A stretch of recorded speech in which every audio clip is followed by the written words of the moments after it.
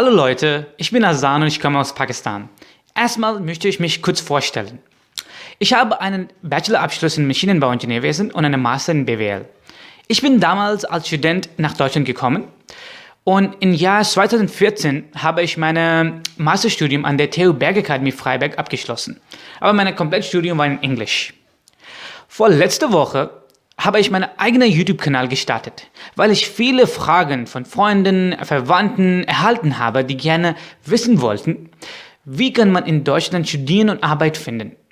Deswegen, ich habe gedacht, ich mache meinen eigenen YouTube-Kanal, weil ich will anderen helfen und auch meine Erfahrungen in Deutschland teilen. In die letzten 10 Jahre, die Nachfrage für die deutschen Universitäten, die sind sehr hoch gegangen. Und viele ausländische Studenten, die fahren nach Deutschland zum Studieren. Jedes Jahr fast 300.000 ausländische Studenten, die fahren nach Deutschland zum Studieren. Als Hobby, ich gebe auch Workshops in Berliner Universitäten, wo ich zeige, wie man in Deutschland nach Studium Arbeit finden kann oder wie kann man auf Deutsch in einem Vorstellungsgespräch präsentieren kann oder wie kann man in deutscher Gesellschaft integrieren kann. Ich lerne gerne Sprachen und habe mir auch Deutsch selbst beigebracht. Durch deutsche Filme, deutsche Fernsehen, deutsche Radio und YouTube. Ich habe viele deutsche Filme mit bekannten deutschen Schauspielern geguckt.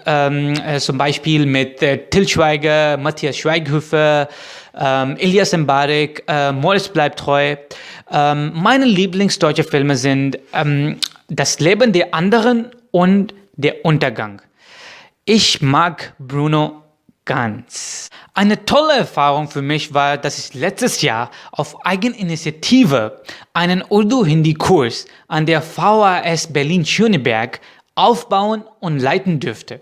Ich habe also die deutsche Muttersprachlerin meiner Muttersprache Urdu und Hindi beigebracht. Es war wirklich eine tolle Erfahrung. Normalerweise mache ich meine Videos in Urdu und Hindi. Aber dieses Video habe ich auf Deutsch gemacht, weil möchte ich gerne zeigen, dass jeder Deutsch lernen kann, wenn er genug Motivation mitbringt.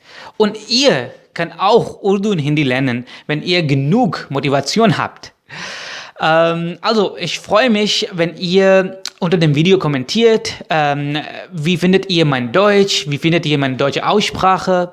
Und am Ende vielen Dank fürs Zuschauen und ich wünsche euch noch einen schönen Tag.